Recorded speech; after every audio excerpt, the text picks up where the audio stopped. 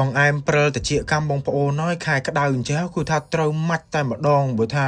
បានដាក់តែមួយកែវអីហ្នឹងអូតិចក្នុងខ្លួនសឹកហ្មងហើយខ្ញុំនេះនៅផ្ទះបងប្អូនហើយភីចំហាយក្តៅចេញមកក្តៅហ្មងហើយបើកទាំងហាមិនសិនតិចមិនក៏នៅតែកំហាយក្តៅនោះពេញតែថាពេញផ្ទះពេញខ្លួននឹងខ្ញុំនេះនៅមិនសនុកឲ្យបងប្អូនហ្នឹងអានេះមកធ្វើផ្អែមព្រិលតិចកម្មញ៉ាំណានិយាយទៅខ្ញុំចូលចិត្តញ៉ាំបងប្អូនថានឹកឃើញតែខ្លួនឯងក្តៅក្នុងឬក៏តែសេះអសោះក្នុងខ្លួនឯងហ្នឹងតែងតែធ្វើញ៉ាំហើយខ្ញុំមានគ្រឿងផ្សំទាំងអស់នេះបងប្អូនត្រាំអីហ្នឹងស្អីគេនោះត្រាំឡើង8 9ម៉ោង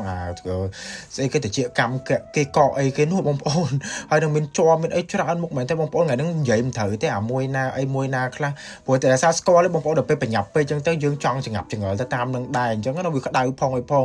ហើយបងប្អូនគួរតែប្រុងប្រយ័ត្នឲ្យមែនតើណាលោកកម្ដៅនោះគឺថាហក់ឡើងក្តៅខ្លាំងមែនតើឆ្នាំហ្នឹងអញ្ចឹងគួរថាប្រយ័ត្នកូនក្មេងឬក៏អ៊ំចាស់ចាស់យាយតាចាស់ចាស់អីហ្នឹងឬក៏ស្ត្រីហ្នឹងគួរប្រុងប្រយ័ត្នបើថាចេញទៅក្រៅអីគួរថាបើ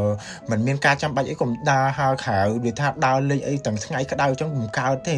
នេះបងប្អូននេះបើថា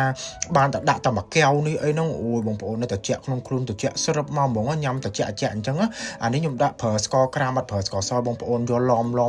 មកហត់តែជាក់អញ្ចឹងមកអូយបងប្អូននៅឆ្ងាញ់មែនតែនហ្មងខែក្តៅអញ្ចឹងត្រូវប្រុងប្រយ័ត្នបងប្អូនរករបស់ជំនួយណាតែជាក់ក្នុងយកមកញ៉ាំមិនបើអញ្ចឹងទេញ៉ាំទឹកឲ្យបានច្រើនទៅថាទៅល្អអញ្ចឹង